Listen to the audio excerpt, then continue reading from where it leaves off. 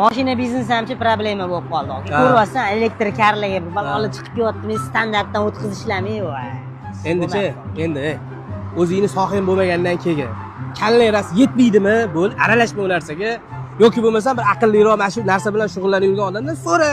Ana shuni aytaman-da, yoki o'rtog'im nima deydi? Kriptovalyuta zo'r bo'lyapti, shunga pul tikaman. Ya Bitcoinga tikkanlar ko'rdik-ku, yoki hammasi oqib ketdi yoki. Lishda mana shu trading ham bor-ku. Mashinaga o'xshagan deb o'ylayman. To'g'risi, qo'lingdan kelmadimi aralashma. Sahnaga chiqib olib aqlli gap gapirishni hamma ham biladi. Uni o'zini sistemasi bormi? Formulasi bormi? Bu ham endi geometriyaga o'xshagan hali parallelogram, parallelopiped degan narsalar ham bor. Ya'ni grafiklari bor.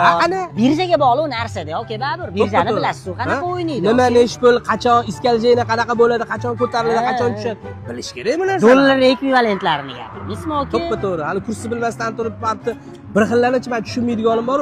Qo'limda katta pulim bo'lsa, men demak rost gapiryapman. Men to'g'ri gapiryapman deb o'ylayman. Va baraka topkur. Katta puling bilan katta o'yinga aralashma. Aqling yetmasa yeb qo'yasan, konkret. Qanish. Keyin puli odam kredit olib biznes qilamaniga-ku vaqti chidab bo'lmaydi yoki. U kredit to'lash bor. Uni hisob kitobchi. Yoki biznes plan degan narsa bor, bilasiz. 3 yildan 5 yilgacha tuziladi biznes plan. Bu katta kompaniyalarniki 7 yil, 10 yilgacha tuzadi biznes planni yoki. Bitta xursand qiladigan tomoni bor. Siz bilan men aql ishlatganimiz yaxshi, to'g'risi. Bo'lar bo'lmasga pullar tikmaymiz, emas. Qancha choshdachi, unaqada peshqon berishga to'g'ri keladi yoki. Birinchi bozor iqtisodiyotini o'rganish kerak yoki odam shu.